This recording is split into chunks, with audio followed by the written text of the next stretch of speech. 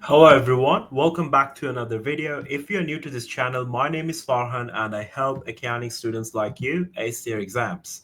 Today we have got a practice question which requires you to prepare the accumulated depreciation ledger account for multiple years.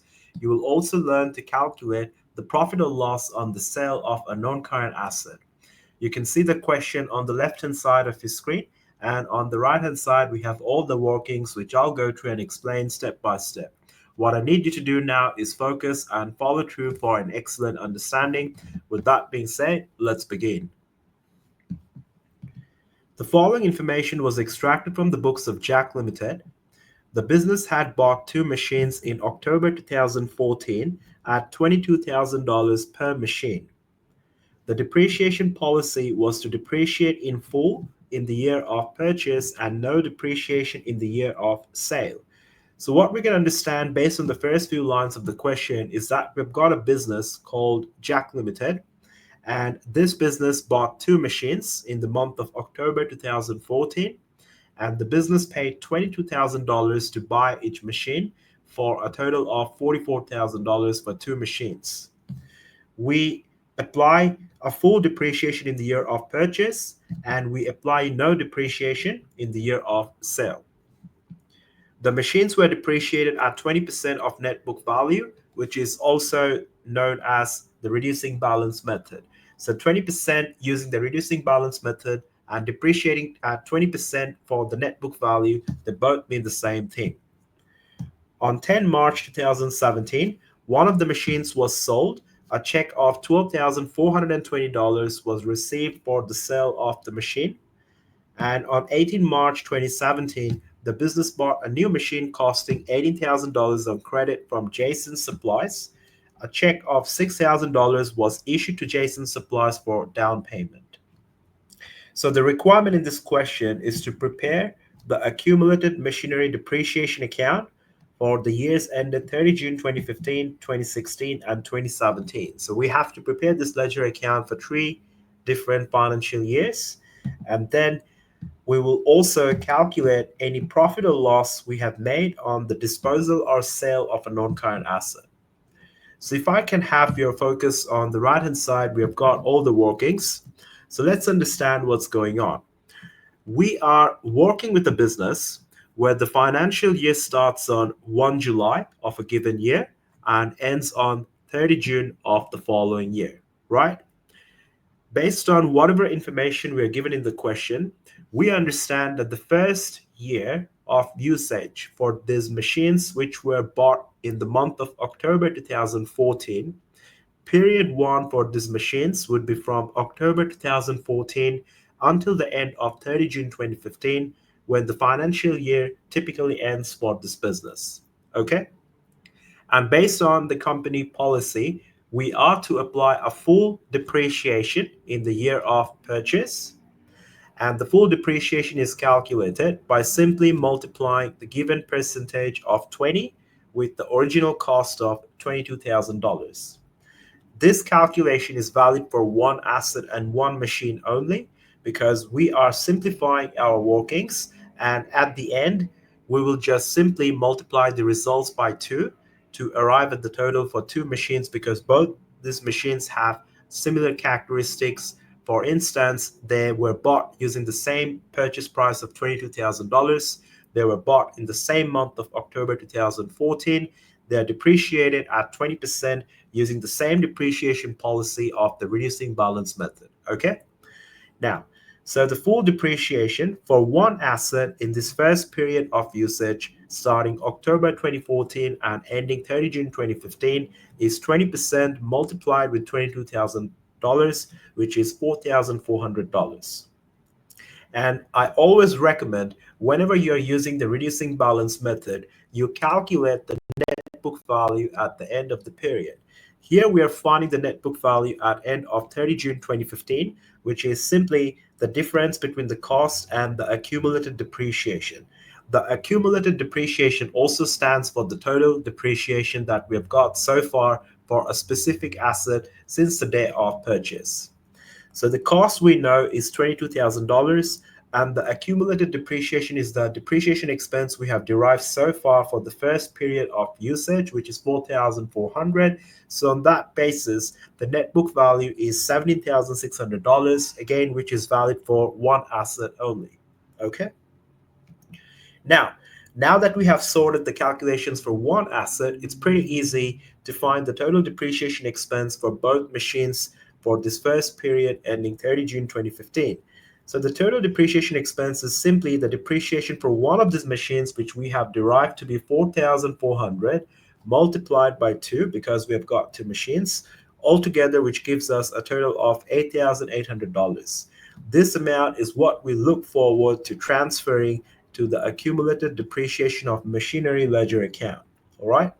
So we will come back to this eventually when we prepare the ledger account. But for now, you understand that at the end of 30 June 2015, which is the end of the first period of usage for these two machines, the total depreciation expense incurred is $8,800. Okay. All right. Now, let's move to the second year of usage. The second year would start on 1 July 2015, which is typically when the financial year of this business starts, and it would end on 30 June 2016, which is the following year. Now, in this financial year, we have not bought any new machines, nor have we sold any new machines, nor have we sold any old machines, right? So, in the second year, the depreciation is calculated by simply multiplying the given percentage with the net book value. The given percentage in the question is 20%, and the net book value, which we had derived at the end of period one for one asset, if you recall, was $70,600, right? So the depreciation on that basis comes out to be $3,520, which is again valid for one asset just for simplification purposes. And you find the net book value at the end of the financial year or at the end of period two, which is at 30 June 2016, which in this case is the net book value we already had at end of period one, which is 17,600, minus the new depreciation, which we have calculated for year two, that is 3,520, and that gives us $14,080 as the net book value at 30 June 2016, which is valid for one asset. Now, you might wonder, why are we not using the formula for cost minus accumulated depreciation to find the net book value? We are actually doing that because logically, accumulated depreciation stands for all the depreciation that we need to subtract. This $17,600 of net book value that we had at end of period one was already calculated after the depreciation in period one was deducted, and now we are subtracting further new depreciation of $3,520, which we calculated for year two, and as a result of which the accumulated depreciation is already factored in. So that way we get a net book value, which is basically following the original formula of cost minus accumulated depreciation, which gives us 40,080. So basically, when you move from year one to year two, the net book value is just simply the net book value that you had at end of year one minus the new depreciation expense that you calculate for the specific year, which in this case is year two. Okay. Now that we have our numbers sorted for one asset, for two assets, the total depreciation expense is pretty straightforward. From 1 July 2015 until 30 June 2016, the total depreciation expense is $3,520, which is the depreciation we have derived for one of these assets in the second year, multiplied by 2 because we have got two machines altogether, which gives us a total depreciation expense of $7,040. And this is the amount we look forward to transferring to the accumulated depreciation ledger account eventually. Okay? All right. Now that is sorted, we are now moving into the last financial year. And the last financial year would start on 1 July 2016 and end on 30 June 2017. So in these 12 months, some events have occurred, starting with the sale or disposal of the machine on 10th of March 2017, which is what you can see in the question. All right. So based on the company policy, we are to apply no depreciation in the year of sale. So one of these machines which we have sold had a net book value of $14,080 at the end of year two, if you recall our calculations which we had done a while ago. And this machine was sold for $12,420, which is also what we refer to as the disposal proceeds. Now, where do we get this $12,420, this information? It's mentioned in the second paragraph, last line, which I am about to highlight in yellow. Excuse me.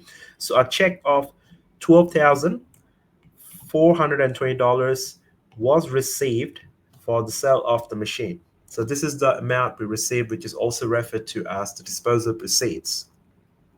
So as you can understand, the net book value, which represents the economic benefit available for consumption within the business to help the business generate more revenue, is significantly more at $14,080 compared to the amount we received, which is $12,420 by selling it, right? This means that we had sold this machine for a loss. We had sold this machine for less than what it was worth at this point in time.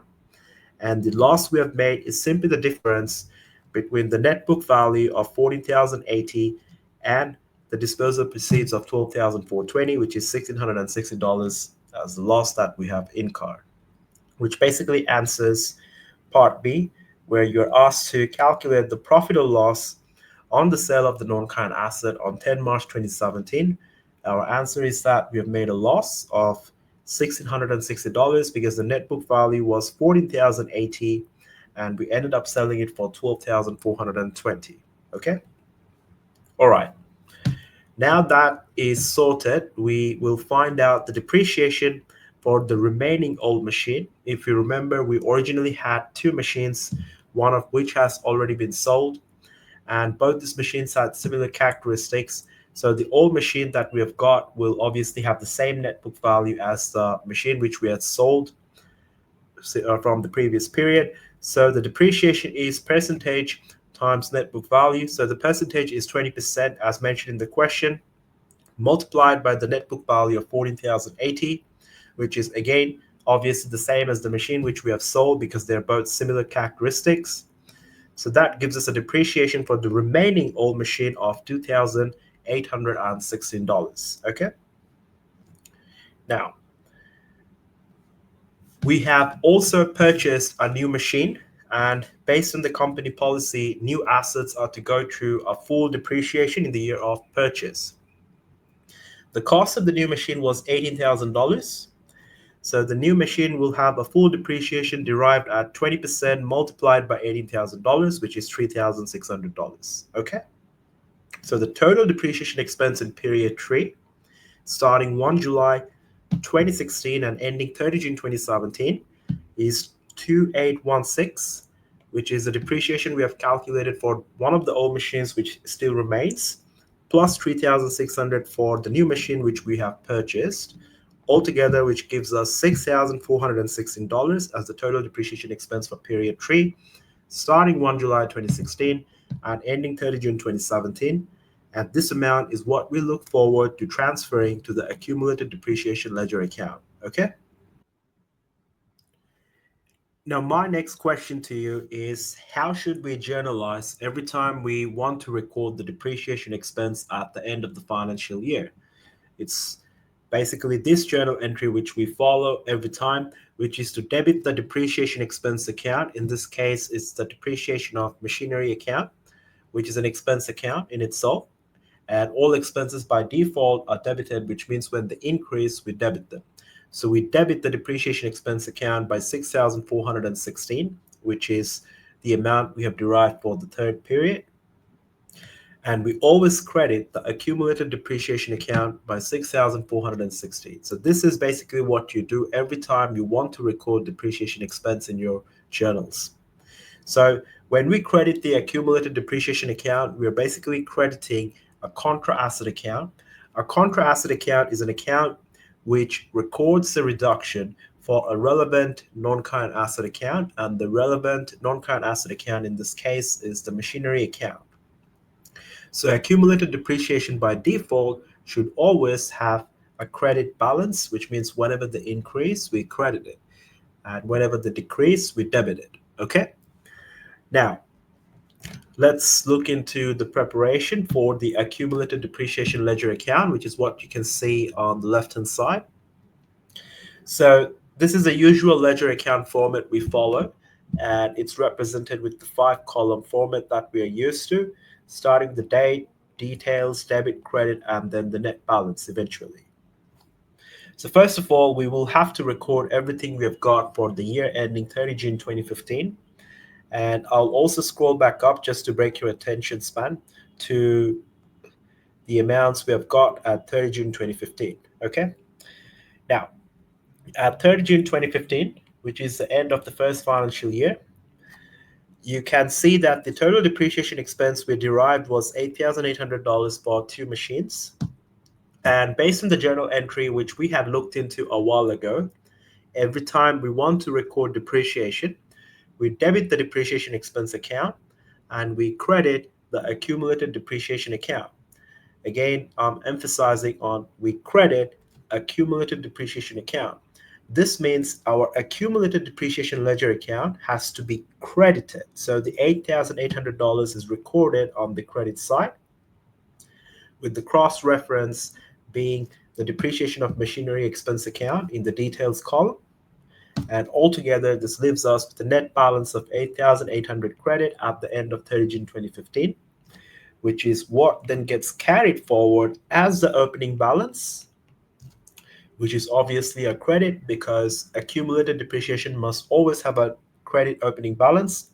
So opening balance on 1 July 2015, which is represented by balance brought down in the details column, and that is 8,800 credit. Okay? All right. Next, we have to record the depreciation we derived for the period ending 30 June 2016. And it is this one, which is 7,040. So how should we record this? Should we record this on the credit side or the debit side of the accumulated depreciation account? Again, if you have got this correct, based on the journal entry, we understand every time we want to record depreciation expense, we debit the depreciation expense and we credit the accumulated depreciation account. This means $7,040 is going to be recorded on the credit side of the accumulated depreciation account, with the relative cross-reference in the details column being the depreciation of machinery account. Make sure to write the full words in the exam. So I'm just writing DEPN because I don't have enough space. So now we have got 7,040 more credits to be added to the previous balance of 8,800 credit. So we have got 2 credits which needs to be added together. So let's add and see how much it is. 8,800 plus 7,040, which is going to be 15,840 credit. Okay. Then this is the balance which gets carried forward as the opening balance on 1 July 2016, the beginning of period 3. So 15,840 credit. It definitely has to be a credit opening balance because by default, accumulated depreciation is a credit account. Then in the year 2030, in the year ending 30 June 2017, which is period 3, some events have occurred, and we have to record those events in chronological order. So we are now at 1 July 2016 in our ledger account. So the next event that would have first occurred would be in 2017, 10th of March, when we had sold the machine. Okay. So I'll just scroll back up to the question. You will remember that on the 10th of March, we had sold the machine, right? So that machine which we had sold on the 10th of March, we have to go through some calculations. Now, the machine which we had sold on the 10th of March had a net book value of 14,080, and we ended up selling it for 12,420, as a result of which we made a loss in disposal of 1,660. We already had gone through this before. But what was the accumulated depreciation for this machinery when sold? So if you recall, the original cost for this machine we paid to buy was 22,000, and if the net book value is 14,080, which means that we lost 7,920 in depreciation, right? So now that we are selling this machine, we have to record the effect of this sale in our accumulated depreciation ledger account, because this machine will no longer remain in the books, and therefore the accumulated depreciation account will have to be reduced by the amount for which this machine has gone through a total accumulated depreciation, right? So accumulated depreciation, when it increases, we credit it, we understand. But now that we have to remove this from the books, we have to do the opposite of credit, which is to debit. So we would be debiting the accumulated depreciation account by 7,920, with the opposing credit entry being the sale of non-current asset, because we have obviously sold this asset, as a result of which we are preparing this journal entry. So the main thing here is that the accumulated depreciation account is debited, which means in the ledger account for accumulated depreciation, we're going to record 7,920 on the debit side, with the relative cross-reference in the details column being the sale of non-current asset account. So now we have got 7,920 debits here, which needs to be subtracted from 15,840 credit, because credits and debits do not align here. So we got to find the difference in this case. And what's the difference?